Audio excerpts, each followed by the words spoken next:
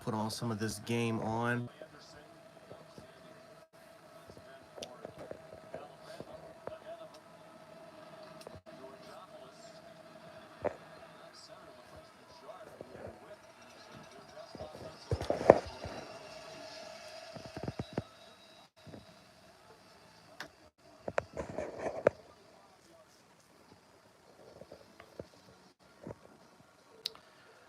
All right. Alabama wins 30-24 in a game that once again gives me a heart attack. Every single week, man, when Alabama plays, man, and I promised myself that I was not going to do this. I promised myself that I wasn't going to just go off the railings, that I was going to be calm, I was going to be composed, nothing was going to really happen. And all of a sudden, this game happens, and it's the same stuff we see every single week. The same stuff we see every week. But I just, it's a great win, man. This is a much needed win for the program.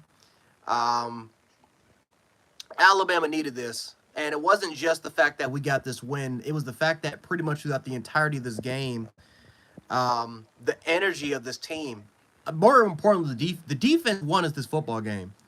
And really, the last couple times that we lost, our defense was put into positions where they had to make the stops. They had to make that stop and that drive in order for us to win. And luckily for us, our defense came up clutch. Tennessee, it didn't happen. A&M, it did happen. Texas, for the most part, we got a field goal, which got our offense to extend that drive. But LSU, we all know it didn't happen. But they did. They woke up today, and they got us the win.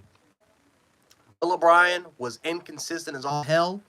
Pete Golden was inconsistent as all hell, right? Pete Golden was pretty much terrible in the first half. The second half came, he was okay. And then Bill O'Brien was just... Bill O'Brien, man, was, again, up and down performance. But it is what it is, man. We'll get into more of that as this thing goes on. But IMAX 3D, what's going on? So he says, I'm pulling up at Bob's. Hell yeah, dog. We got to pull up at Bob's, and we got to take his shit and throw it out the goddamn window. Jordan Francis, what's going on, buddy? What's going on, buddy? What's going on with you, dog? How you doing, man? Duke, what's going on, Duke? At least Pete stopped doing that cover zero blitz. Yeah. We did run some we ran some 1-4, right? We did run the 1-4-6, and we had some 2-4-5 in there plenty of times. But whatever, it is what it is. Again, at least we didn't have that cover zero blitz. I feel like Bob put us in these hard sack situations. Man, Bill O'Brien, listen, we literally had a drive. We had a 70-yard drive that literally came off of just running the football. And what do we do inside the 10-yard line? We're inside the 10. We throw it 3 consecutive times. And the third time that we did throw it, it was the exact same play. The exact same play that got us the touchdown a little bit earlier with the 2. You can't make this shit up, man, with Bill O'Brien. You just can't make this shit up, man, of what he does and just how he is as a play caller. Bet Saban checked the second. Yeah. I bet you Saban told Bill O'Brien, run the goddamn fucking ball. I can guarantee you Saban talked about, hey, I can veto calls. I can guarantee you Saban called veto almost every single play call during that second half. Yeah, it sucks. Even if LSU would have lost to Arkansas, they were going to beat A&M. There's no doubt in my mind LSU was going to clinch it. But, Arkansas definitely kind of failed a little bit there. But that was a good game, too, man. Harold Perkins is a dog. Harold Perkins is something special. Kendrick Law got pushed in the face and didn't react. That's discipline. Yeah. I mean, like I said, that's youth right there. We had a lot of our young guys play. Matter of fact, we made a lot of mistakes. Our receivers ran some of the wrong routes. Some of our route patterns were just kind of lazy. We couldn't really get the separation we really needed.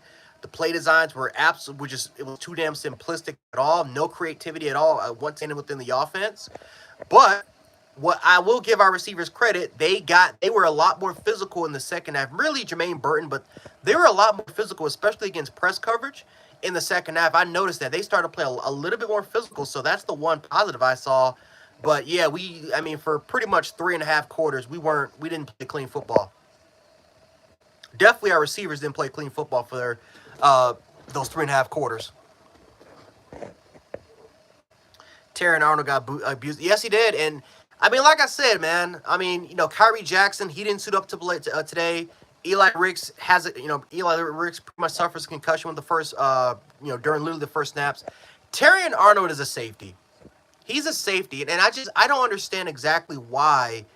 No, I do, because we don't have the depth at cornerback. We don't have any sort of depth, any quality depth at our cornerback, and because and really because of those time, I'm sorry, I'm watching the Mississippi State game. Because of some of those situations, I feel like for the most part, we used Terrion Arnold. He was supposed to be really more of an emergency cornerback, who eventually his play got better in practice, or maybe the other players just couldn't really step up to the plate. Terrion did, and that's exactly how he kind of became more of a death corner. Kyrie Jackson played like absolute garbage, and they decided to play Arnold at cornerback. But Arnold is a cornerback. I mean, Arnold is a safety. He's a safety. Next year for sure. He should make that move to safety. There's no doubt in my mind, because he's not a cornerback, man. He's a free safety that is unfortunately playing a position that we just don't have that much depth in right now. Because who are you going to play? Jaquez Robinson? I mean, no disrespect to Jaquez, man, but he's definitely not ready. Is A&M? Did they lose? Hold on. Did A&M lose? Are they really 3-7 right now? Dallas Turner nearly killed the quarterback with that face mask. Yeah. Yeah, it was a dumb penalty, man. Dumb penalty, man. I mean, like I said, but that's our season, man. Just arm tackling, right? And speaking of arm tackling, man, Henry To'oTo'o, man, has got to be one of the worst inside linebackers I've ever seen before. One of the worst linebackers, I would say, in the Saban era was probably Trey DePriest. And Trey DePriest was okay. He was a solid linebacker. Trey DePriest, his biggest problem is that he just wasn't athletic. But he was a thumper. He would thump the hell out of you, man. But he was slow as hell. He was slow as molasses. Henry T, man, has all the athletic ability in the world to play the linebacking position, but he's soft as fucking cotton.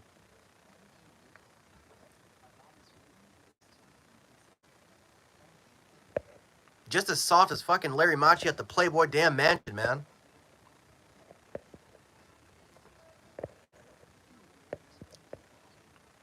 Okay, A&M is playing right now.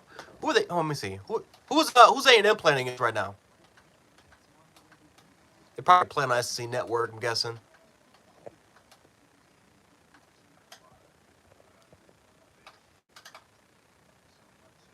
Hold on. I need to see who they playing it. Well, it doesn't matter. I'm not going to be really. I'm sorry. I'm really not even be watching that game. I'm probably watching the TCU game.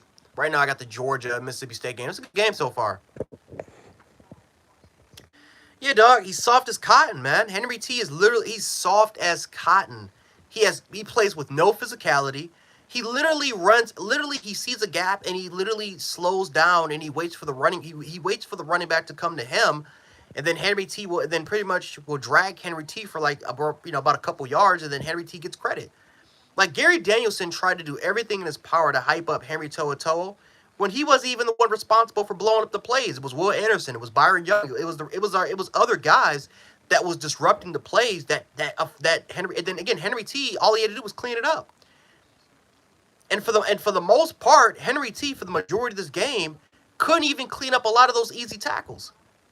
There were so many opportunities where Henry T could have legit had a tackle for loss in the backfield, or at least meet the ball carrier at the line of scrimmage, and instead Henry T is slowing down. He's just, I don't know what he's doing, man, but it's lack of physicality. He's afraid to meet these running backs in the hole. He's afraid, and it's a concern, man. It's a genuine concern. I mean, really not. It's not even really a concern anymore because he's going to be gone next year, and we can finally rely on other linebackers who are not afraid to make those sort of hits, they can finally get their opportunities.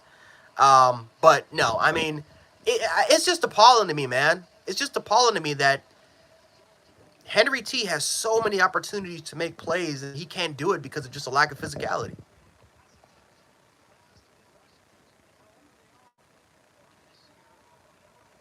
Yeah, man. I would love to see younger talent on the field, Crimson. Jermaine Burton, for the most part, I mean, like I said, we made him the number 2 read. I mean, again, Ja'Cory Brooks, clear as day that he's the number 1 guy. But we're still trying to find some sort of ways to get Burton on the football field. Um, I don't know, man. It's like with Burton, man. It's just I'll give him credit. He made a lot of, again, a lot of his runs were very, very physical, right? But again, some of his route patterns were just lazy. Like it was just barely any effort in some of his route patterns, man. I will give him credit because when he got that ball in his hands, I mean, when those routes were crisp and when he ran it extremely hard, he got the ball and he ran it hard. He ran it extremely hard, man. So I'll give him credit for that. But yeah, Burton, for the most part, he's really more of a slot receiver. I've always said this since he was at Georgia. He's really more of a slot receiver that can go that has the potential to go vertical, not really more of an outside presence. So I don't know. That's just my kind of opinion on that.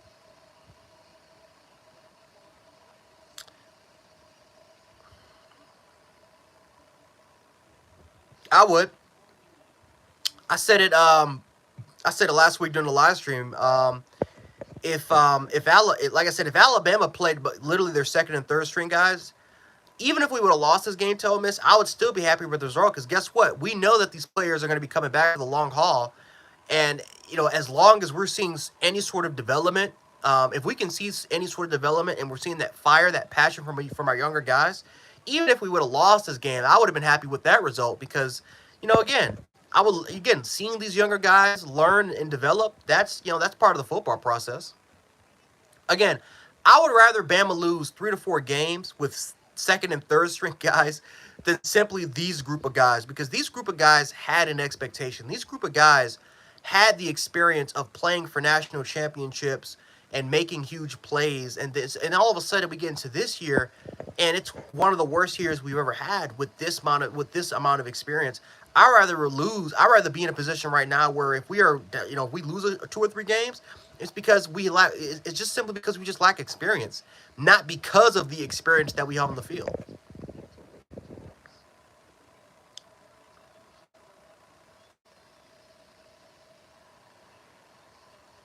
Q, if you're talking about Bill O'Brien and Pete Golding, no. Bill O'Brien, he's never. I don't think he's ever going to get an opportunity to coach in the NFL again. I'm gonna be completely honest. Um, I think that this season has honestly hurt his stock. If he does get another coaching opportunity, it's going to be in college. Pete Golding he could get that opportunity, um, but no. I mean, for the most part, if for Alabama, the coaches that you got to look at least the two that come to my mind, has got to be Joe Brady and D'Amico Ryans. D'Amico Ryans, you need someone that can establish culture. You need someone that, for the most part, knows the culture. Um, he was again now he didn't win any national titles at Alabama, but he was here, right? He was on one of those teams, that 2005 defense, that in a way kind of set the tone and really kind of paved the way for the Nick Saban teams to succeed. So to have that guy, to have a legend of the program come back and coaching your defense, and he's a fine defensive coordinator. You see what he's doing with the 49ers. That would be huge.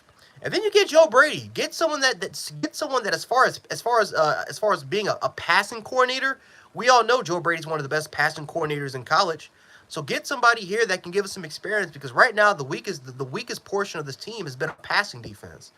Right? It's been the passing defense, not necessarily the run, which is again the rushing offense wasn't, the rushing offense hasn't been spectacular, but the weakness has been our passing offense. It's been the inability to create plays, and honestly, because we honestly can't really score that much, I mean, it would be great to have a guy in Joe Brady that just brings a new element to the passing attack. So honestly, Joe Brady and Ryans would be the first options I would go after. Garrett Riley from TCU. He would be good. Scott Frost is right open there. He's ready to go. He's potentially going to be available. I mean, there's names. There's names out there. There's a lot of available names that you can look for both an offensive standpoint and a defensive standpoint. I think the question is, though, I think for Saban is, like, what do you want to look for? Like, do you want to look towards a 1 or 2 year engagement, or do you want to try to look towards longevity? And I feel like personally, the reason why Bill O'Brien continues to still be here is because he wants to groom the next Kirby Smart, right? He wants a coach that can be here for the long haul. Because Nick Saban is getting older, and I know it's got to be tiresome of looking for a new coach every single year. That's got to be tiresome every single year. So he's looking for coaches that that can bring that as far as longevity goes is not going to be that much of a problem, right? He wants to be what Dabo Swinney was as far as Brent Venables and some of his other coaches that he's had for damn near 9 or 10 years. So that's kind of the question if you want to ask for Nick Saban is which coaches are you willing to get here that will just be here for about a year or two, but they'll be here for who knows, maybe 3 4 years at least during Nick Saban's entire tenure, and who knows, maybe one of these coaches can be groomed to be the next guy. That's why in a way I want D'Amico Ryan only because if Nick Saban does retire, Ryans will be the next head coach. I think you want a guy that knows the program well. You don't want a guy that just, that's an outside presence. You want a guy that knows the culture, that knows exactly what the standard is, instead of just in a way rebuilding or kind of resetting of what we've actually been at.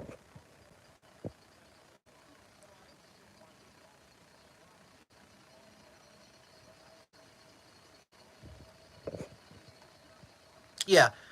I mean, it's not like Joe Brady was calling the entirety of the offense. Like Steve Ensminger was the one that was calling the plays, but Joe Brady's the one that they brought in Joe Brady to really in a way revolutionize that offense. Like they brought him in there to be to really make that passing offense a little bit better.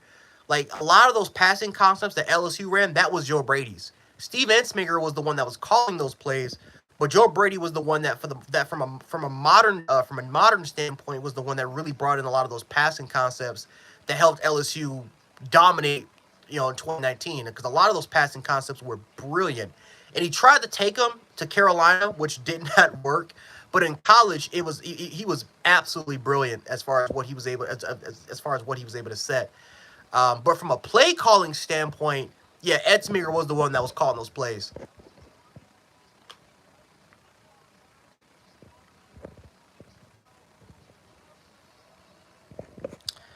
I don't think Lane Kiffin's gonna leave Ole Miss. I think Lane Kiffin's. I think he's at a point now where he kind of wants to just set his own thing. He's doing great at Ole Miss now. If Ole Miss has like let's say a losing record of like if they have like a consecutive losing seasons, I can see Lane Kiffin potentially get that call up if we are still in need of an OC. But as long as Lane Kiffin continues to win with Ole Miss, again, I mean, what did Ole Miss have before? I mean,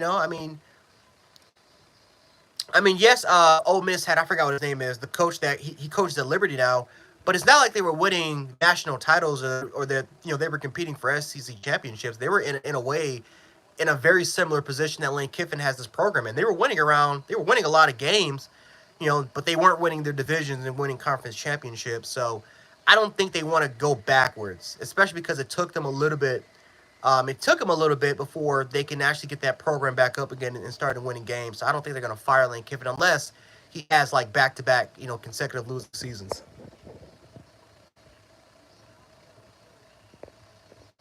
Yeah. Yeah. You know what? Baby back. That's exactly what I was talking about earlier with one of my boys. Ole Miss is literally a quarterback. I mean, they can still use a few pieces here and there, but if they just like if they would have had if Matt Corral was on this football team for this year, Ole Miss is undefeated. I firmly believe that if Matt Corral was on this year's team, Ole Miss would be undefeated this year.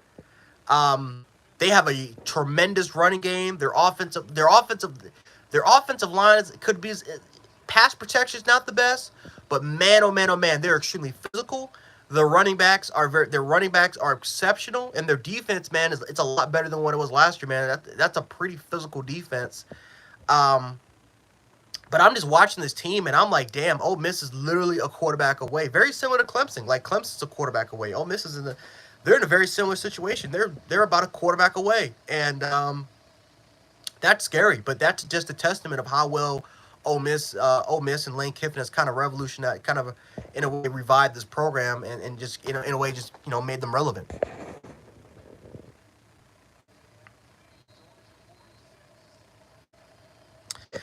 I'm just looking for development, J. Cole. That's literally what I'm looking for. That's why, in a way, I'm happy that we won this game. I'm proud of the guys. I mean, hell, you look at the sidelines, like everyone's celebrating. Nick Saban, he's smiling. I mean, I think Nick Saban knows how much this win means.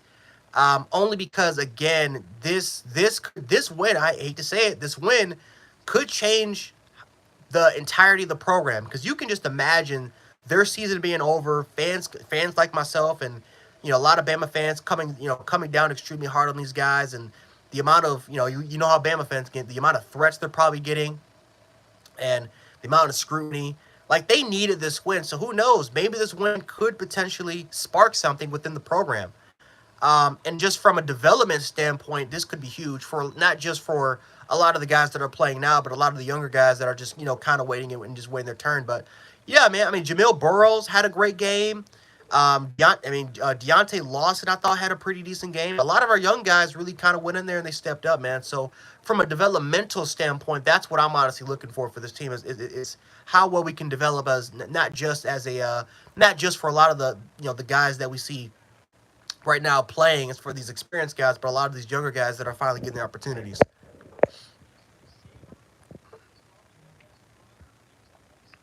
Who's gonna be the final four in my opinion? Um, I think Georgia's gonna be in there. So I think Georgia will be. So despite if Georgia loses this game, whatever it is, what it is, but I still think Georgia's gonna make it. Ohio State, I think they're gonna make it as well. Um, I'm gonna say, you know what? I'm gonna say Georgia, Ohio State. Oh boy, because I'm gonna be honest with you, I don't think TCU. I'm gonna be completely honest with you guys. I don't think TCU wins this game against Texas. So this is gonna be crazy, crazy take. But Georgia, Ohio State, Tennessee, and Michigan. I think we're gonna have two teams I think we're gonna have two teams for different conferences that are not gonna win their divisions or even play in a conference championship, make the college football playoffs, and it is going to be eruption. I mean, it is going to be pure and utter madness. I think that I'm gonna be honest with you guys. I think we're gonna have two teams for different divisions, for different conferences that are not winning their divisions and conferences. I think they're gonna make the playoffs. I just don't trust TCU. I'm gonna be completely honest, but if Michigan continues to do what they're doing and they're winning games but lose to Ohio State close, and if Tennessee continues to win out, I think it's going to be really noisy. I think it's going to be very, very noisy. I'm going to be honest. That's on ABC right now. So let me actually turn to that game right now. I want to check the score.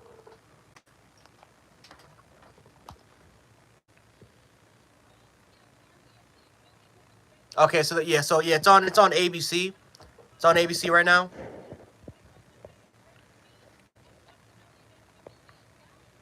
Michigan, Georgia, Tennessee, Ohio State. Yeah, that's yeah. And it would be crazy. It would be crazy, but at the same time, it would make so much sense. But I know that a lot of the other, like the Pac-12 winners will be pissed off. The Big 12 winner will be pissed off. The ACC champion will be pissed off. Like it'll be chaos. But at the same time, though, from if you really think about it, it would just make sense because those are the teams that have played the best.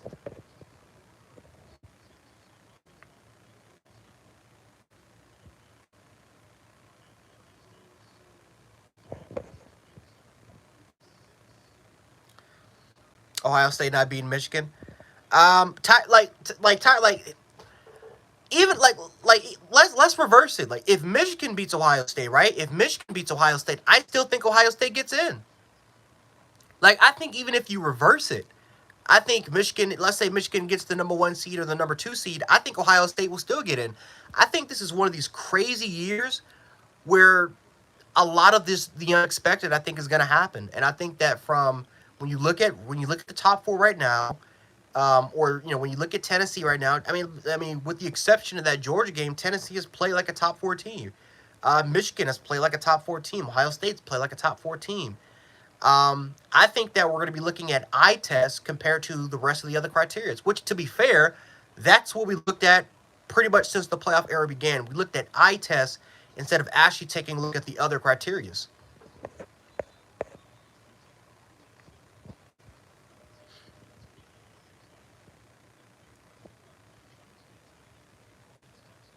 Yeah, I'm gonna be completely honest with you guys. I don't think TCU is gonna win this game. If I will say this though, if Texas lets TCU hang around going into the fourth quarter, I have TCU winning. But I'm telling this right now, if Texas wins this game, it's gonna be by blowout. They're more talented. They're more talented guys, and quite frankly, especially they play really well at home. TCU they're just one of those teams every single year that honestly they don't deserve to get in, but they do deserve to get at the same time because they're undefeated. They're winning games. They're undefeated or whatever the record is. But you just know if they get inside the playoffs, they're going to get smacked in the first round. They're just that's them this year. So Texas is way more talented than TCU, and if Texas can find a more if this game becomes complete, if this is a I'm sorry if they if Texas plays their best game, if they play the right game, they're blowing TCU out. But if they simply just want to let TCU in the game for all four quarters, TCU's going to win this game close because that's what they've done all year, man. They found ways. They'll just find ways to win if you just let them hang around, and I don't think Texas is going to let that happen.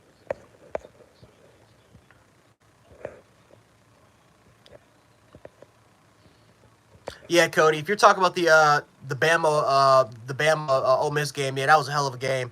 And by the way, man, where's Tyler? Is Tyler in here?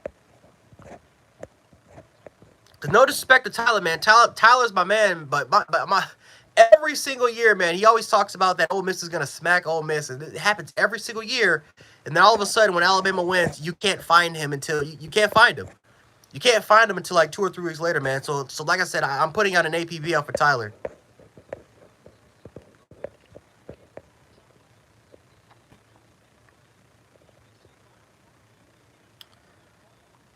Okay, TCU's in the playoffs. Yeah, I mean, like I said, if TCU, the Big 12 is so damn unpredictable. Ooh, the Big 12 is so damn unpredictable this year. You know what? That's another hot take. I think the big. You know what? I don't know. I think the Big 12 is the best conference in the country right now.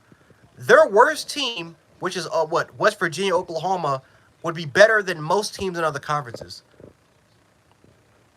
Like I think the Big 12 is arguably the best conference right now in college football. But that's why it's so shocking how TCU is so undefeated because they've been in so many close tight games, and again, it's been nothing but Power Five opponents for the most part.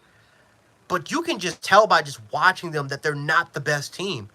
Like when you look at Texas and look at some of these other squadrons, like you can just tell that TCU again they're undefeated. They've beaten a lot of the other best teams, but they would get smoked if they win if they make it to the playoffs. I don't know honestly. If you put Texas in the college football playoffs, I don't know if necessarily they would get smoked. They would give some teams a run for their money.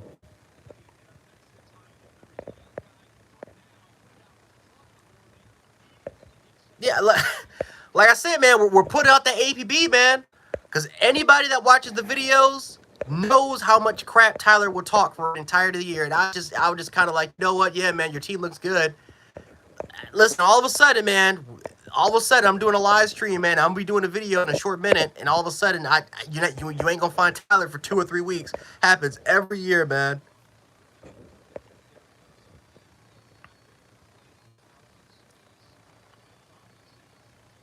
I think both. Like Cody, like literally, like I think whoever wins that game between Michigan and Ohio State, I don't think it really matters. I'm gonna be honest. If they do their job and they win tonight, I think that's it. I think Clemson's shot is over. I think TCU's opportunity is over. I think the Pac-12's chances of them getting in if Oregon loses tonight is over. I legit think that it'll be like Michigan or Tennessee. I think Michigan, Ohio State, or Tennessee. I think those are three teams. Those are your three teams. Now, if LSU beats Georgia, then it's a different matter. Because if LSU beats Georgia, and that's Georgia's first loss of the year, then it's just complete chaos. And I have no idea who's making it. I have no idea who's making it. But I'm assuming for the most part, that Georgia is going to take care of their business the rest of the way. But if Georgia loses to LSU, then I have no idea. Like, for the first time since probably 2014, I have no idea who would make it in. Like, it would be nuts if that happens. Oh, excuse me. Oh, excuse me. Bro, Harold Perkins is a menace, bro.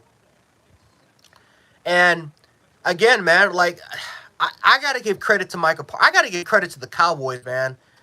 Because the Cowboys changed the game with Micah. Well, again, I haven't seen any like these hybrid linebackers that they never started off as pass rushers, but you just let them play. You let their you let them play, man. Let their athletic ability just go out there and play, and they just do some crazy stuff that you just never expect them to do. I mean, back in the 80s, Lawrence Taylor was like that with North Carolina, where he literally he did something on his own and he got to the quarterback, and ever since then, I mean, he literally created a position, just out of a freak accident, right? And then all of a sudden you look at today. I mean, Micah Parsons is that sort of player like Lawrence Taylor, where he started off as an inside linebacker, but Dallas uses him as an edge rusher, and all of a sudden now look what happens. Just by accident, all of a sudden, Micah Parsons is one of the best edge rushers in the National Football League. And now for this game, they put Harold Perkins off the edge. I don't watch that many LSU games, but for the most part, they use him more as an outside line. They use him more as a kind of your prototypical inside. Sometimes they can use him as an outside hybrid. They use him as a spy. If they use him as a pass rusher, it will be from the inside. They used him as an actual pass rusher in this game. I mean, they use him all over the damn field, but primarily as a pass rusher on the outside. Now, all of a sudden, you see that Harold Perkins is probably one of the best pass rushers in football, and it's just crazy because we found the next Micah Parsons, and he's at LSU. So, yeah, it's gonna be a tough time dealing with that guy for the next couple of years, man. It's gonna be insane. But I will say this: if Perkins continues to do the thing that he continues to do, he's gonna be the first linebacker. I don't know if he's the first linebacker to be the number one overall pick, but he is going to be a number one. He's going to be the number one overall pick. His value is gonna skyrocket, especially what Micah Parsons doing with the Cowboys. I mean, like I said, Harold Perkins, Micah Parsons, like those guys are changing the game as far as how we're viewing linebackers, because you don't need to be a natural edge rusher in order for you to get the good stats you are. If you have that athletic ability, it doesn't matter if you're a natural pass rusher or not. I mean, if you are put in those type of positions, who knows?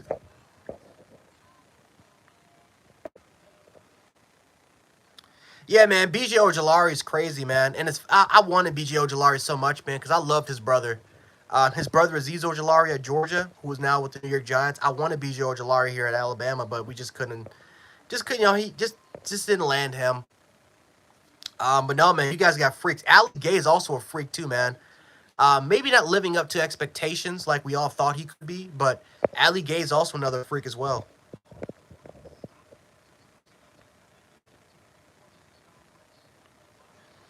Yes, I agree, Q. Cincinnati, honestly, like if Cincinnati was a much better team because their defense was, again, they had one of the best defenses in the country, and their offense was also pretty efficient. Maybe not high scoring like TCU was, but they were extremely efficient. They could run the football, they could throw with Desmond Riddler. Alec Pierce was a really good receiver. I mean, they had guys, but their defense was much better than TCU's. They had actual lockdown guys. Like you see how how Kobe's playing. Kobe is a number one corner for. Kobe is one of the best number two corners in football that no one is talking about. Uh, Cook is an underrated safety right now in the NFL. He's more of a rotational safety in the NFL, but he's pretty underrated. And then you look at Sauce. He's one of the best cornerbacks as a rookie. I mean, dude, that secondary was nuts when you actually take a look at the amount of players that they had last year, man. So, no, yeah, Cincinnati was a much, much better team than what TCU would be if they make the playoffs.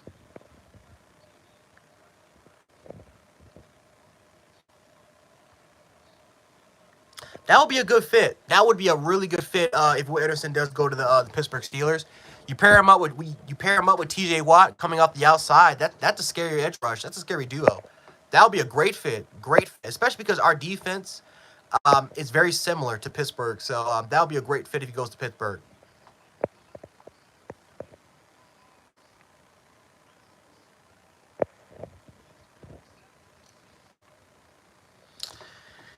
Yeah, I think the question. Yeah, I think winning this game. I think for the most part, it helps their chance. Probably the Sugar Bowl, most likely, or I don't know, because like normally they'll switch the rotation of New Year's Six bowl games as far as the college football playoffs go. So I wouldn't know what game they would be playing in, but I do believe that if they win the rest of their games, yeah, they'll be playing in a New Year's Six bowl game. And I'm not even really guaranteeing. I'm not even really guaranteeing that Alabama's going to beat Auburn. I'm not even going to guarantee that. The way that we've played sometimes, I'm not even really going to guarantee that as a potential win. But if we went out, yeah, we'll be playing in the New Year's Six.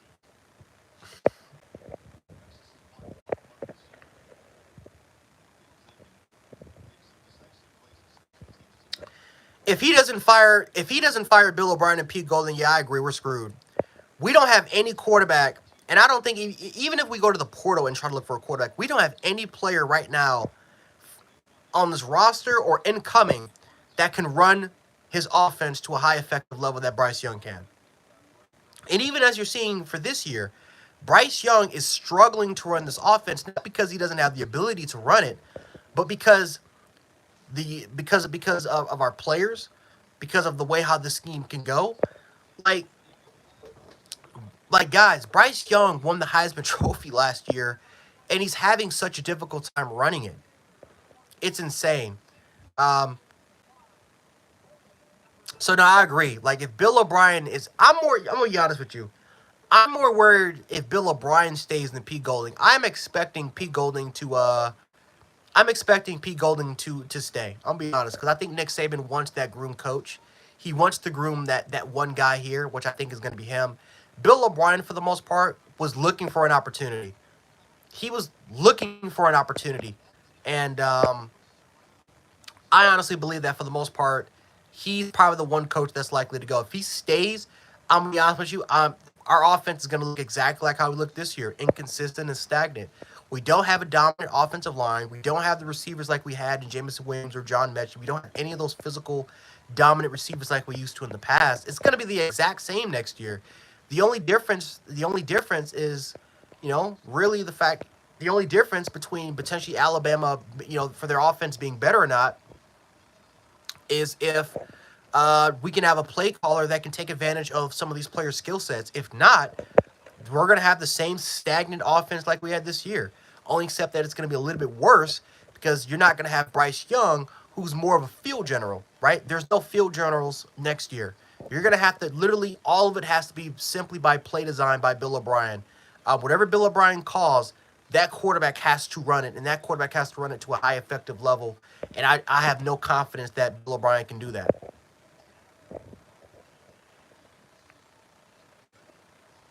Quentin Ewers is struggling.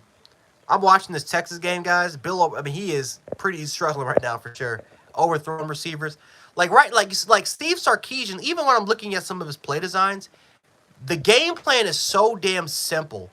Quinn doesn't have to work. He doesn't have to make any sort of adjustments. He doesn't have to make any sort of line changements. He doesn't have to reroute the receivers, right? He doesn't have a limited set of plays that he can the limited set of plays that is limiting his ability or limiting the offense's ability. Like it's extremely simplistic, but it's highly efficient. And for the most part, Quinn Ewers is really just kind of messing up on his own right now. And he has the talent, but you could imagine if Quinn Ewers was starting this year in Bill O'Brien's offense, he would not survive. He wouldn't even survive under Bill O'Brien's offense right now. It would be a godsend if Bryce Young was in this Texas offense. Who is Bama's next quarterback next year? I have no clue, Jeremiah. I have no clue. If especially if Bill O'Brien is here, I have no clue. Absolutely no clue. If Bill O'Brien's here, I don't know. You might have to go to the transfer portal. You might have to go to JUCO. I have no idea. Because I'm telling you, man, Ty Simpson, he's not gonna run this offense. He's not ready. And Jalen Miros, for certainly, he's not ready to run this offense. However, if we can have a competent offensive coordinator that can utilize our quarterback skill set, I still don't know. I'll be honest with you. Maybe I don't believe it's our freshman class. This freshman quarterback class is not ready. Um, I'll be honest. Like next year is going to be a total mystery because I don't think any of these guys are ready.